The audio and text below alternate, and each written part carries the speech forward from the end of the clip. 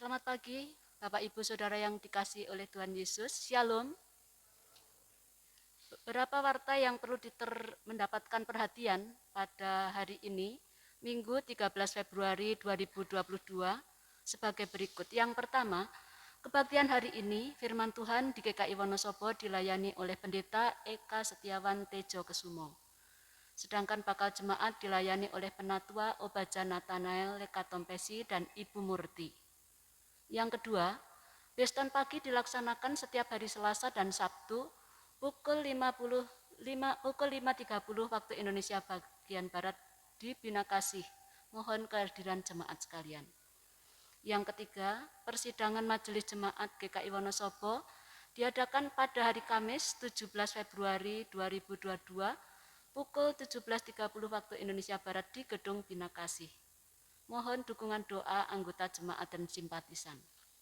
Yang keempat, Majelis Jemaat mengucapkan selamat berbahagia kepada keluarga Bapak Ibu Agus Thomas dan Ibu Selvi Francisca Dewi beralamat di Jalan Yaspen nomor 4 RT 001 RW 001 Sedanau, Bunguran Barat, Natuna, Kepri atas kelahiran anak kedua laki-laki pada tanggal 4 Februari tahun 2022 yang telah diberi nama Jason Matthew Saverioso. Keluarga Bapak Ibu Yanuar Tejo Santoso dan Ibu Kesia Marsha Sutantyo beralamat di Jalan Resimen nomor 18 nomor 107 Wonosobo atas kelahiran anak kedua perempuan pada tanggal 9 Februari 2022 yang telah diberi nama Jesslyn Olivia Santoso. Kiranya anak yang dipercayakan Tuhan boleh hadir di tengah-tengah keluarga saudara, senantiasa dibimbing untuk mengenal dan mengikuti jalan Tuhan. Tuhan Yesus memberkati. Bila Tuhan menghendaki dan tidak ada surat keberatan yang sah yang masuk ke majelis jemaat, maka akan dilayankan kebaktian peneguhan dan pemberkatan nikah pada hari Kamis tanggal 3 Maret 2022 pukul 9.30 waktu Indonesia Barat di GKI Wonosobo oleh Pendeta Emeritus Daniel Haryono antara Saudara Firman Syah Putra Bapak Tan Ching Som almarhum dan Ibu Daryati dengan Saudari Anna Mari Happy Handayani Putri Bapak Tejo Bantoro almarhum Ibu Eli Sucianingsih. Yang kedua, Kamis tanggal 3 Maret 2022 pukul 12.30 waktu Indonesia Barat di GKI Wonosobo oleh Pendeta Emeritus Daniel Haryono antara Saudara Priyo Puji Laksono, putra Bapak Subianto almarhum, dan Ibu Agnes Nurani Indrawasih dengan Saudari Dini Ristantri Sundah, putri Bapak Andri Sundah almarhum, dan Ibu Triani almarhum. Mohon dukungan doa anggota jemaat dan simpatisan. Terima kasih. Ibadah Rabu Abu diadakan pada hari Rabu tanggal 2 Maret 2022 pukul 18 waktu Indonesia Barat di GKI Wonosobo dengan tema Taize, dilayani oleh Penatua Obaja Nathanael Lekatompesi. Mohon kehadiran anggota jemaat dan simpatisan. Persiapan guru sekolah minggu diadakan pada hari Rabu 16 Februari 2022 pukul 18 waktu Indonesia Barat di rumah Ibu Rina Lorensianturi, Perum Bumi Dieng Indah. Mohon kehadiran segenap guru sekolah minggu. Persembahan kotak biru hari ini untuk tanggung jawab bersama. Warta selengkapnya dapat Bapak Ibu Saudara baca dalam warta cetak yang tersedia di dekat pintu masuk gereja.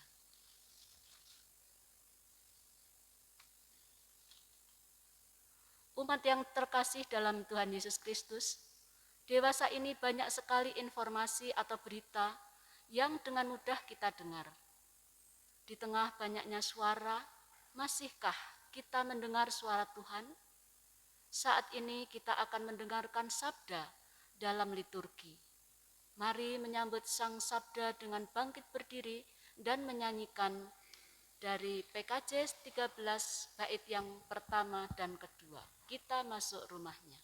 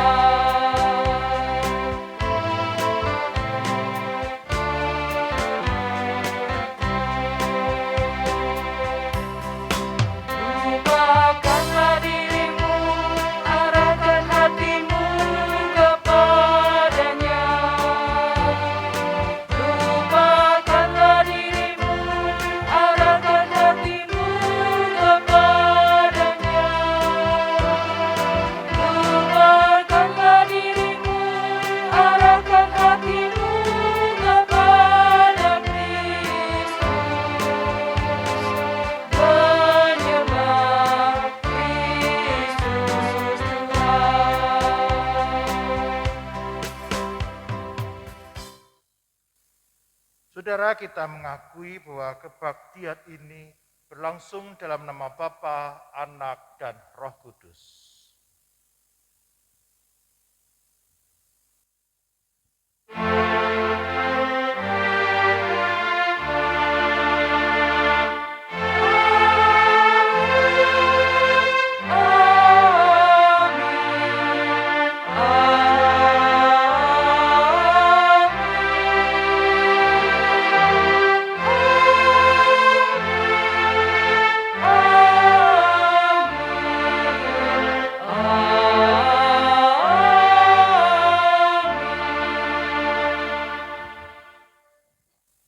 Kasih karunia dan damai sejahtera dari Allah Bapa kita dan dari Tuhan Yesus Kristus menyertai saudara sekalian. Dan beserta saudara juga.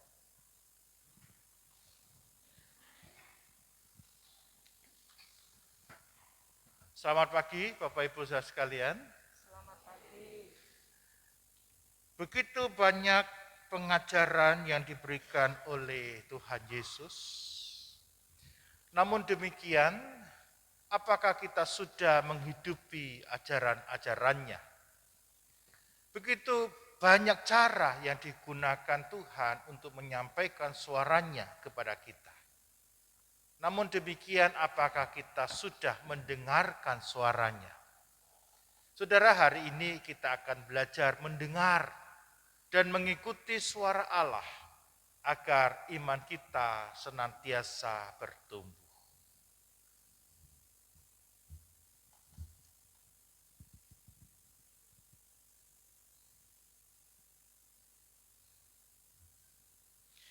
Di Yeremia 17 ayat 7 hingga 8 berkata demikian. Diberkatilah orang yang mengandalkan Tuhan, yang menaruh harapannya pada Tuhan.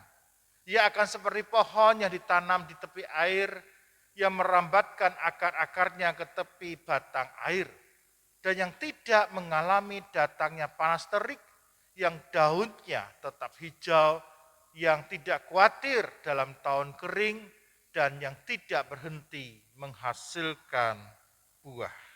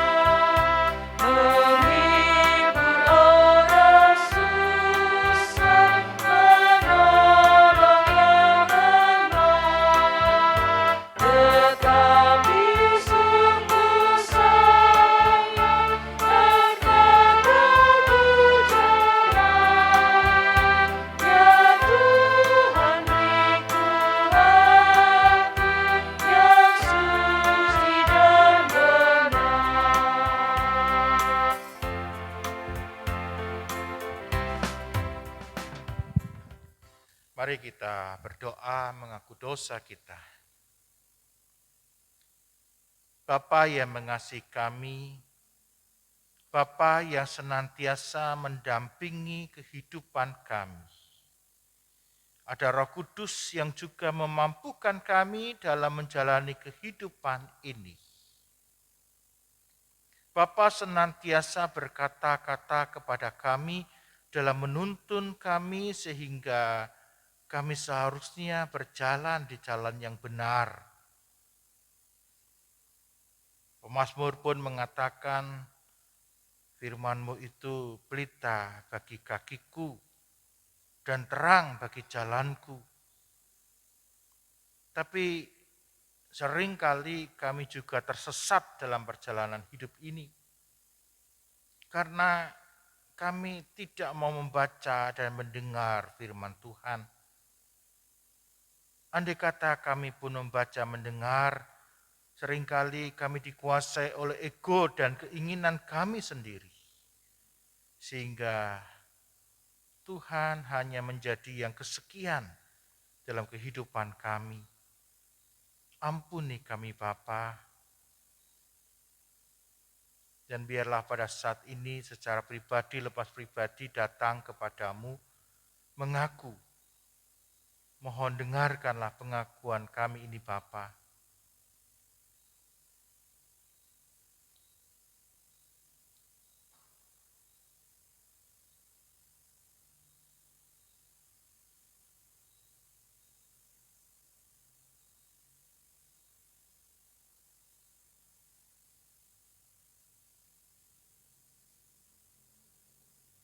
Inilah kami Bapa, jangan timpakan amarah bagi kami tetapi kasihanilah kami.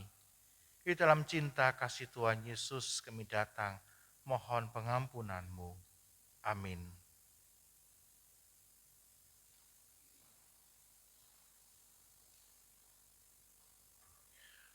Mazmur 1 ayat 1 hingga ketiga menjadi berita anugerah bagi kita.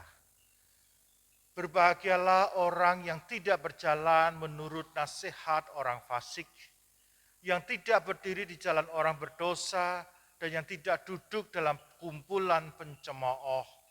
Tetapi yang kesukaannya ialah Taurat Tuhan, dan yang merenungkan Taurat itu siang dan malam. Ia seperti pohon yang ditanam di tepi aliran air, yang menghasilkan buahnya pada musimnya, dan yang tidak layu daunnya. Apa saja yang diperbuatnya berhasil. Saudara, demikianlah berita anugerah dari Tuhan.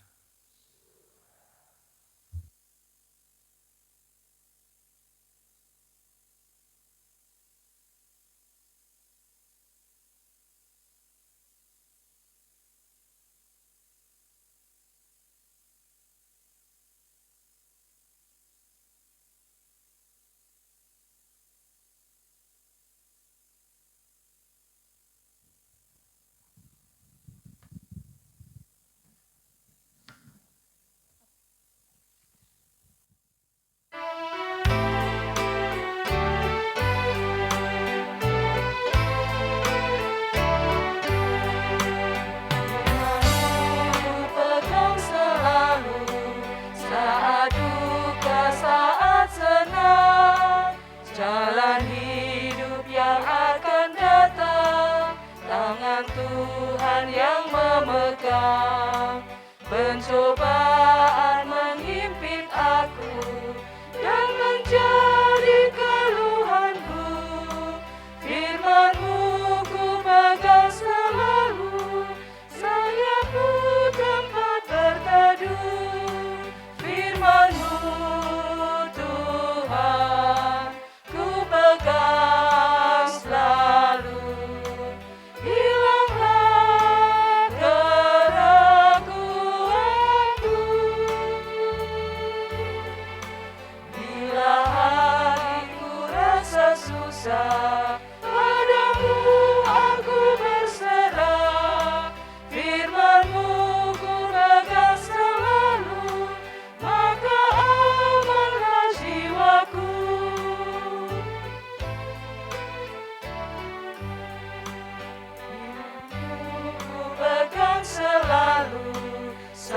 saat duka, saat senang, jalan hidup yang akan datang, tangan Tuhan yang memegang.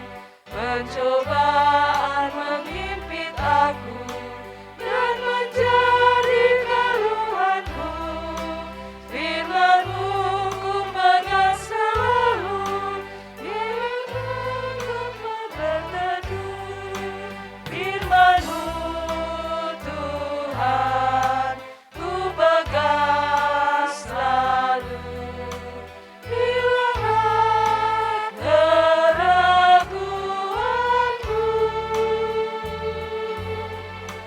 bila hatiku rasa susah, padamu aku berserah.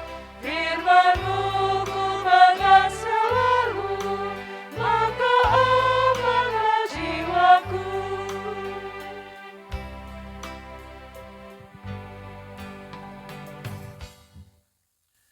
Saudara, sebelum membaca merenungkan firman Tuhan, mari bersama kita berdoa. Bapa, kembali Engkau hendak menyatakan kebenaran firman-Mu kepada kami. Karena itu kami mohon tuntunan Roh Kudus agar kami mengerti apa yang Bapa kehendaki bagi kami. Bila pada saat ini kami sungguh mempersiapkan diri kami untuk mendengarkan sabda Tuhan. Pakailah hamba, urapilah hamba, agar hamba dapat menyampaikan suara Tuhan bagi kami semua pada saat ini. Kami dibangun dan kami kembali bersemangat dalam menjalani kehidupan ini. Tuhan, inilah kami, bersabdalah bagi kami. Kami siap untuk mendengarkannya. Dalam cinta kasih Tuhan Yesus kami berdoa. Amin. Saudara, pembacaan Injil Yesus Kristus terambil dari Injil Lukas pasal 6 ayat 17 hingga yang ke-26. Lukas pasal 6 ayat 17 hingga yang ke-26. Demikian sabda Tuhan. Lalu ia turun dengan mereka dan berhenti pada suatu tempat yang datar. Di situ berkumpul sejumlah besar dari murid-muridnya dan banyak orang lain yang datang dari seluruh Yudea dan dari Yerusalem dan daerah pantai Tirus dan Sidon. Mereka datang untuk mendengarkan dia dan untuk disembuhkan dari penyakit mereka. Juga mereka yang dirasuk oleh roh-roh jahat beroleh kesembuhan. Dan semua orang banyak itu berusaha menjamah dia, karena ada kuasa yang keluar daripadanya dan semua orang itu disembuhkannya. Lalu Yesus memandang murid-muridnya dan berkata, "Berbahagialah hai kamu yang miskin, karena kamulah yang punya kerajaan Allah. Berbahagialah hai kamu yang sekarang ini lapar, karena kamu akan dipuaskan. Berbahagialah hai kamu yang sekarang ini menangis, karena kamu akan tertawa. Berbahagialah kamu jika karena Anak Manusia orang membenci kamu. Dan jika mereka mengucilkan kamu dan mencela kamu serta menolak namamu sebagai sesuatu yang jahat. Bersukacitalah pada waktu itu dan bergembiralah, sebab sesungguhnya upahmu besar di sorga. Karena secara demikian juga nenek moyang mereka telah memperlakukan para nabi. Tetapi celakalah kamu, hai kamu yang kaya, karena dalam kekayaanmu kamu telah memperoleh penghiburanmu. Celakalah kamu yang sekarang ini kenyang, karena kamu akan lapar. Celakalah kamu yang sekarang ini tertawa, karena kamu akan berduka cita dan menangis. Celakalah kamu jika semua orang memuji kamu, karena secara demikian juga nenek moyang mereka telah memperlakukan nabi-nabi palsu." Saudara, demikianlah firman Tuhan. Berbahagialah kita sampai saat ini masih boleh membaca, merenungkan firman Tuhan. Tetapi yang terlebih berbahagia adalah mereka melaksanakan firman Tuhan itu dalam kehidupan kesehariannya. Haleluya.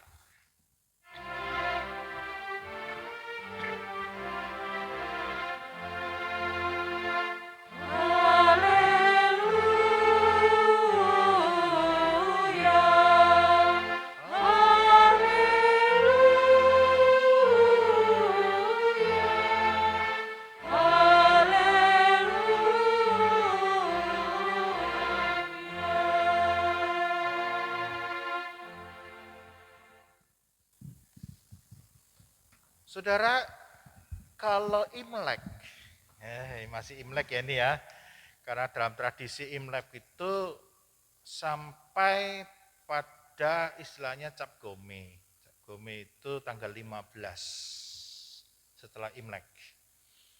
Nah, kalau Imlek, Imlek yang diharapkan tuh apa toh? Angpau, ya. Nah, angpau. Angpau saudara. Ya. Saya di rumah, karena saya dari keluarga Tioju juga, ya kan, kalau bilang gini, Sinjia Yui Angpau Laya. Sinjia Yui Angpau Laya. Artinya apa? Sinjia Yui selamat tahun baru Sinjia, Angpau Laya. Angpau datanglah gitu loh. Yang diharapkan angpau. Nah itu saudara. Apa sih sebenarnya maknanya angpau itu? Saudara, angpau itu melambangkan kegembiraan. Melambangkan kegembiraan dan semangat itu. Angpau mendatangkan kegembiraan dan semangat. Nah semangat apa? Semangat harapannya itu akan membawa nasib yang baik. Nasib yang baik. Karena itu warnanya merah. Warna merah. Tetapi sekarang ini macam-macam warna angpau dan gambarnya juga macam-macam saudara. Ya kan? Paling banyak sekarang ini, ya ini ada warna kuning. Nyata ada warna kuning. Ini sayang kok barong ya. Tuh. Tapi sekarang tahun apa ya sionya ya? Macan. Macan apa? Macan air. Wah itu macam-macam, akhirnya dipaksirkan, dicoba dimengerti, oh macan, wah macan yang galak, tetapi diredakan dengan air yang tenang. Saudara, wah sekarang banyak ditafsirkan, tapi memang angpau itu namanya ang, merah, gitu kan, merah. Nah ini juga sebenarnya sebuah perlambang. Ini sebuah ungkapan atau doa, semoga beruntung. Yang mendapat itu ada keberuntungan. Dan juga lambang mengusir energi negatif. Sehingga menghadirkan kebahagiaan. Nah itu. Nah kemudian angpau itu diberikan oleh siapa? Oleh siapa saudara? Angpau diberikan itu dari orang tua. Pada anak-anak yang belum bekerja atau belum berkeluarga. Itu angpau. Jadi tidak semua orang minta angpau. Ya kan? Semua orang mengharapkan angpau. Enggak. Nah, kemudian angpau itu juga ya apa namanya itu diberikan dan anak-anak yang juga ini yang menerima siapa ya? Anak-anak. Ya, anak-anak, tapi ketika anak itu sudah bekerja, orang tua gantian anak-anak memberikan angpau itu kepada orang tua sebagai wujud syukur dan hormat dari anak pada orang tua. Nah itu. Nah sekarang saudara, Imlek identik dengan angpau. Mikirnya sudah, wah pokoknya aku Imlek ini siap-siap terima angpau, ya kan? Pai-pai, angpau. Pai-pai, angpau. Nah, kalau enggak ada angpau, enggak dikasih angpau, telinga-telingu. Ya kan? Nah, gitu tuh. Nah, kalau sudah begitu, wah, sudah selesai dihitung. Waduh, tahun ini kok hanya sedikit ya angpaune ya. Nah, akhirnya pikirnya angpau. Saudara, saya yakin semua orang itu ingin bahagia. Ya, Bapak Ibu semua juga ingin bahagia toh?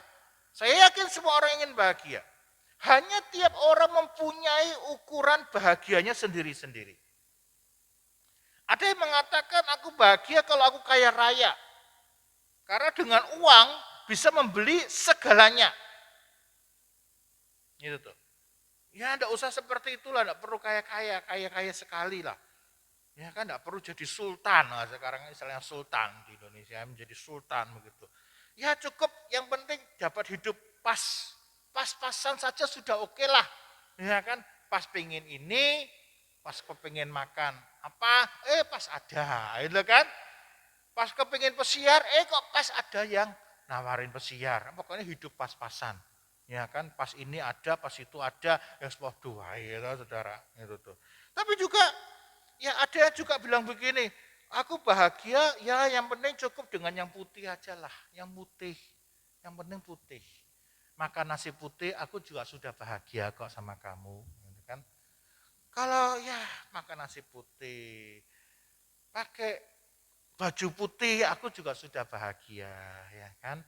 Baju putih. Tapi kalau ya lebih lagi pakai mobil putih. Ya mudah ya toh, mobil putih. Rumahnya juga putih ya toh kan. Rumah putih kayak istana itu ya, mobil rumah cat putih. Ada juga yang bilang begini, aku bahagia yang penting aku sehat. Sehat dan bisa bepergian. Wah, itu sudah bahagia. Saudara, pertanyaannya sekarang, hidup untuk uang atau uang untuk hidup?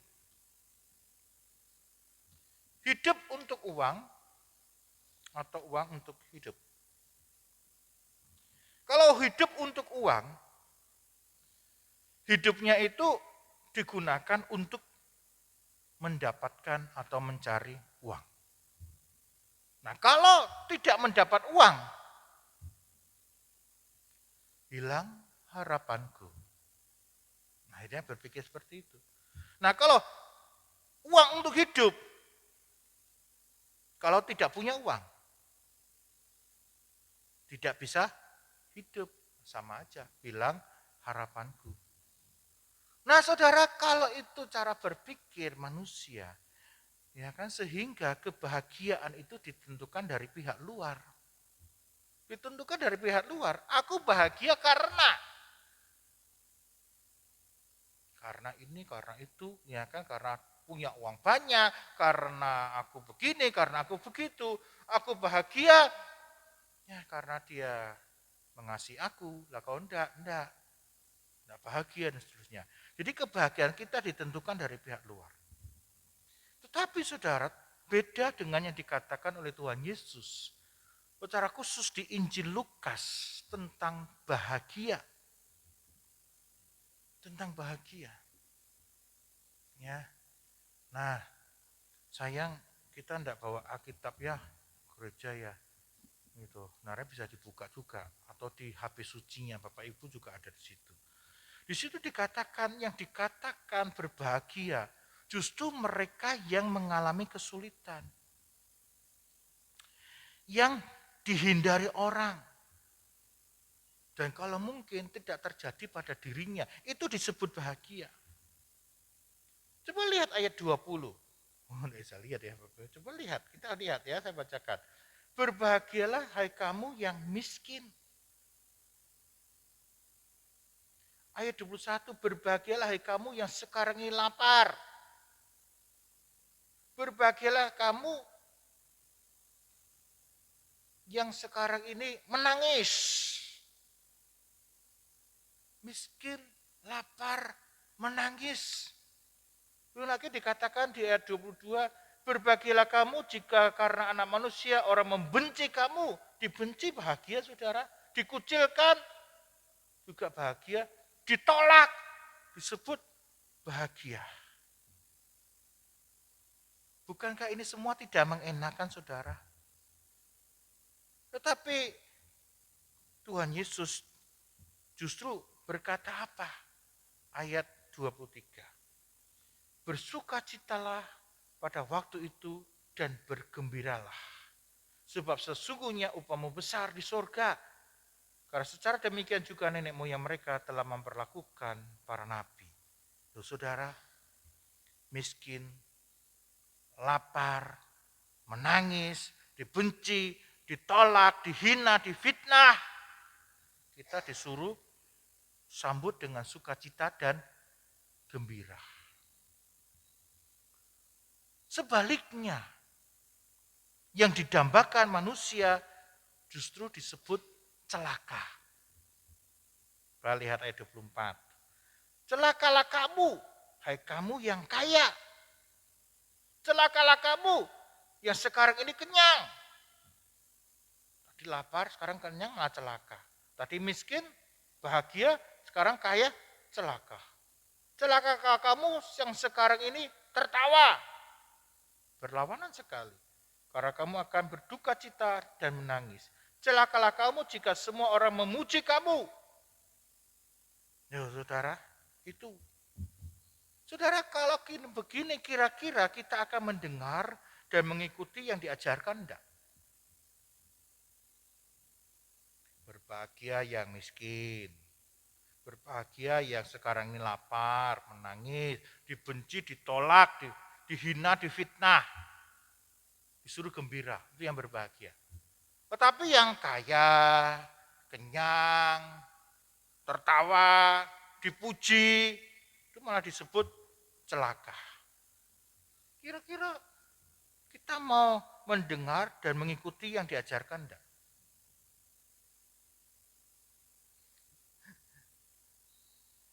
Saudara, atau kita cukuplah didengar dari telinga kiri, keluar telinga kanan. Mana?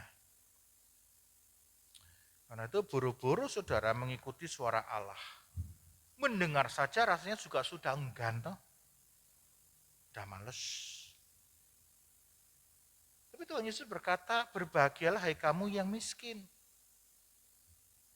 Apakah mungkin orang miskin itu bahagia?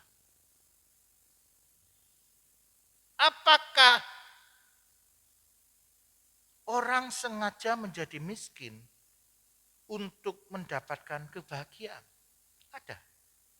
Yang sengaja memiskinkan dirinya. Ya ada sih. Tetapi kalau sekarang kita ditawarin, yuk sengaja jadi miskin supaya bahagia. Kira-kira bagaimana? Ada yang mau? Saya ragu. Kita protes mungkin. Loh, tapi ini kan miskin di hadapan Allah. Miskin di hadapan Allah. Loh saudara, salah. Bukan. Miskin di hadapan Allah. Berbahagialah hai kamu yang miskin di hadapan Allah. Itu menurut Matius. Injil Matius tertulis seperti itu. Kalau Lukas, saudara, ini kan kita baca Injil Lukas. Itu penekanannya betul-betul miskin secara fisik. Ini yang diajarkan pada kita. Orang yang tidak mempunyai apa-apa sama sekali. Tidak ada yang bisa dimakan. Menangis. Karena dibenci. Ditolak. Dihina, difitnah. Sehingga apa yang bisa dilakukan saudara kalau dalam situasi seperti itu? Tidak ada lagi yang bisa dilakukan. Selain apa? Ya selain mengandalkan orang lain. Dan yang terutama adalah Tuhan. Ini loh yang mau ditekankan oleh Tuhan. Dan meyakini bahwa Tuhan akan menolong dirinya.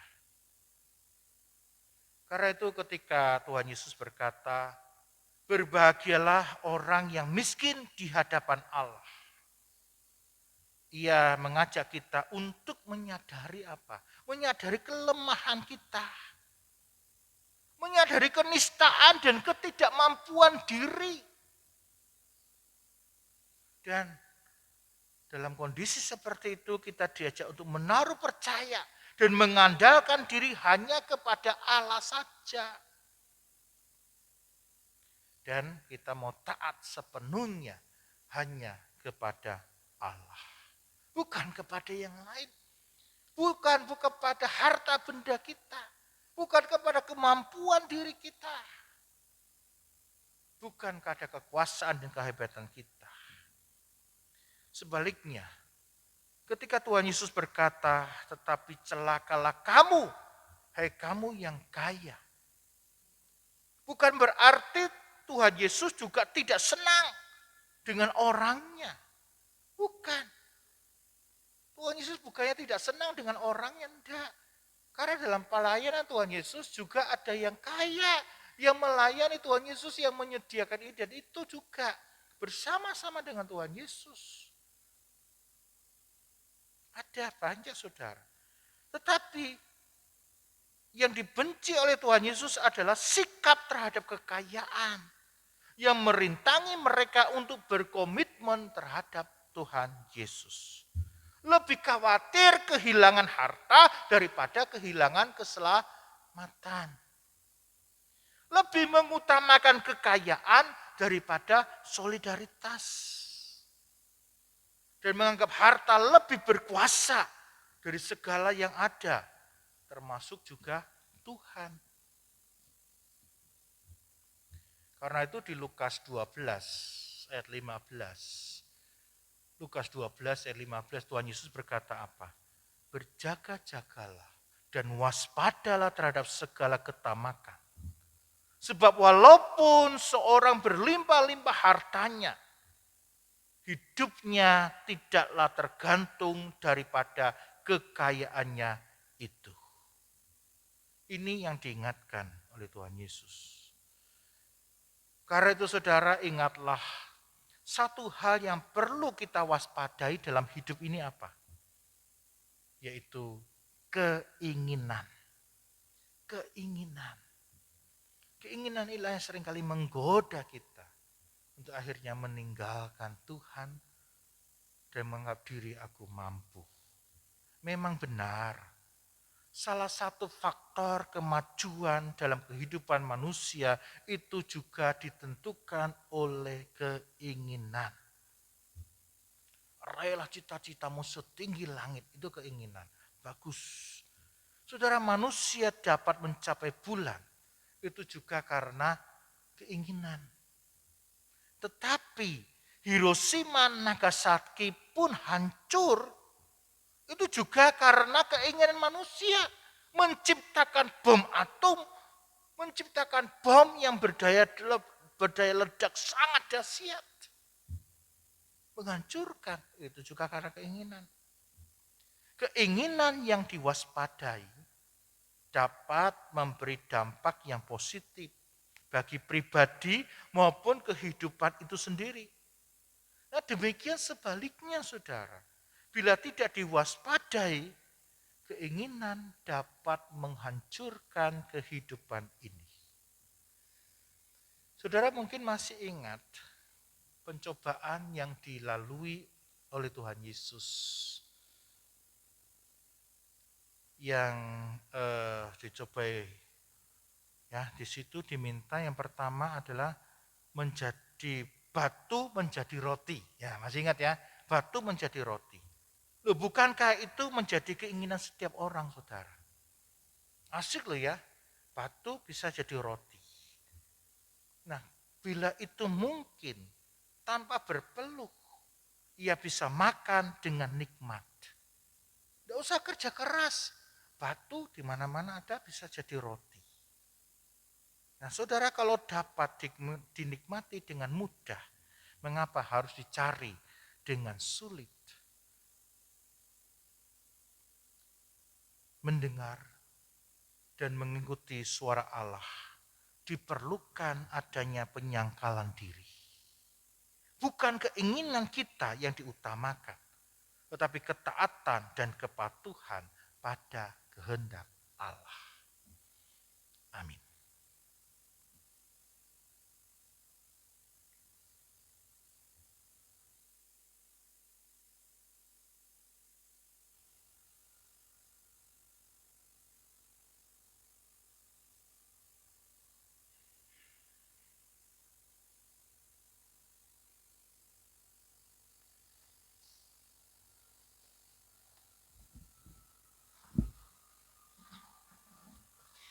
Marilah kita bersama umat Allah di masa lalu, masa kini, dan masa depan mengingat pengakuan iman kita menurut pengakuan iman rasuli. Hendaknya masing-masing berkata, "Aku percaya kepada Allah, Bapa yang Maha Kuasa, Khalik langit dan bumi, dan kepada Yesus Kristus, anaknya yang tunggal Tuhan kita, yang dikandung dari Roh Kudus, lahir dari anak darah Maria, yang menderita sengsara di bawah pemerintahan Pontius Pilatus, disalibkan, mati dan dikuburkan, turun ke dalam kerajaan maut. Pada hari yang ketiga, bangkit pula dari antara orang mati, naik ke surga, duduk di sebelah kanan Allah, Bapa yang Maha Kuasa. Dan dari sana ia akan datang untuk menghakimi orang yang hidup dan yang mati. Aku percaya kepada Roh Kudus, gereja yang kudus dan am, persekutuan orang kudus, pengampunan dosa, kebangkitan orang mati, dan hidup yang kekal. Amin. Jemaat dipersilahkan duduk. Mari kita menaikkan doa syafaat kita. Bapa, sungguh kami boleh berbahagia karena kami kembali diingatkan bahwa Bapa tidak meninggalkan kami. Tetapi kami terus boleh ada bersama dengan Bapa. Ini sesuatu yang luar biasa yang boleh kami hayati. Terima kasih Bapa. Kiranya kami terus mengandalkan Tuhan dalam hidup ini. Dan terus memohon Roh Kuduslah yang menuntun kami, sehingga kami mampu melewati hari demi hari. Karena secara khusus kami berdoa bagi saudara-saudara kami yang sakit, kiranya mereka boleh mendapatkan kesembuhan. Kami juga berdoa bagi saudara-saudara kami yang harus menjalani isolasi mandiri, maupun dirawat di rumah sakit, karena sakit yang diderita, kiranya mereka pun boleh tetap mendapatkan pengharapan, sukacita, dan damai dalam menjalani masa pengobatan dan pemulihan.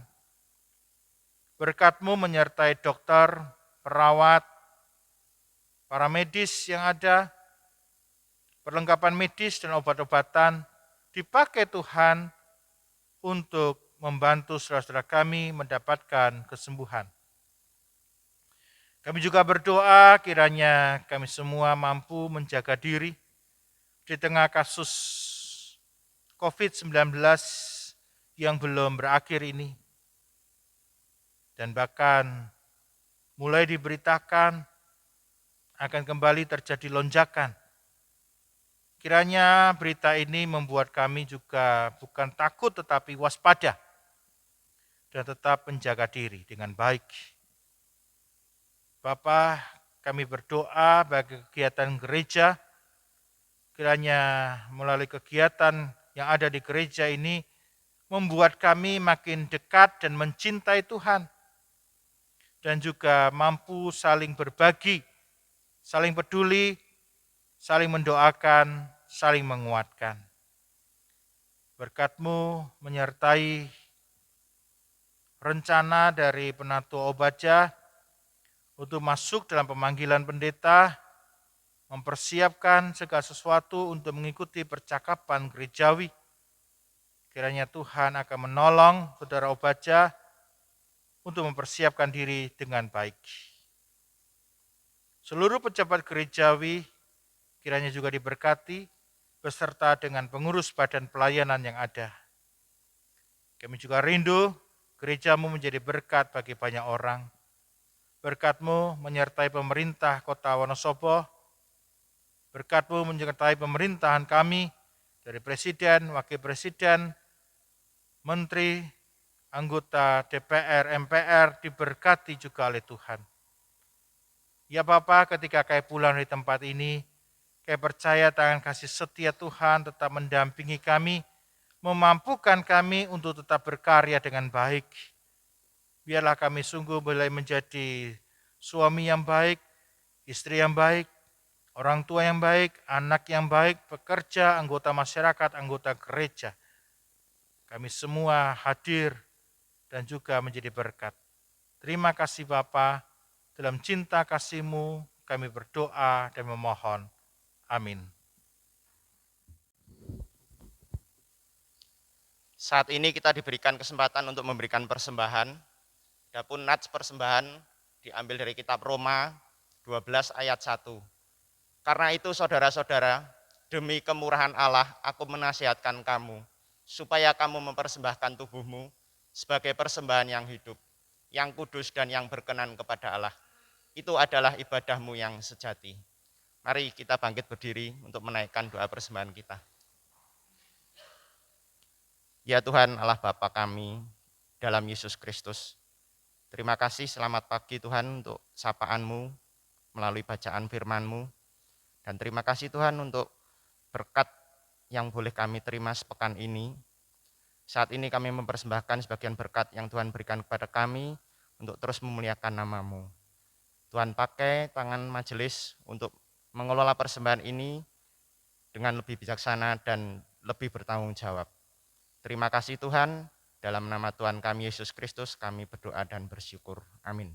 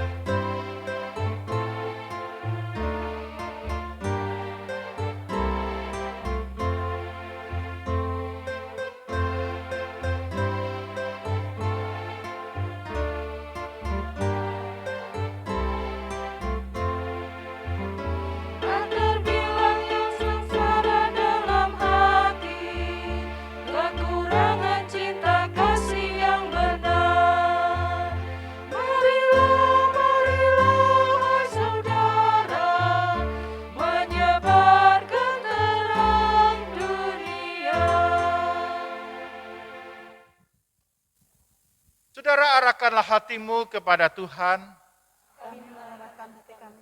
Jadilah saksi Kristus. Terpujilah Tuhan. Terimalah berkat-Nya. Tuhan memberkati engkau dan melindungi engkau. Tuhan menyinari engkau dengan wajah-Nya dan memberi engkau kasih karunia. Tuhan menghadapkan wajah-Nya kepadamu dan memberi engkau damai sejahtera. Amin.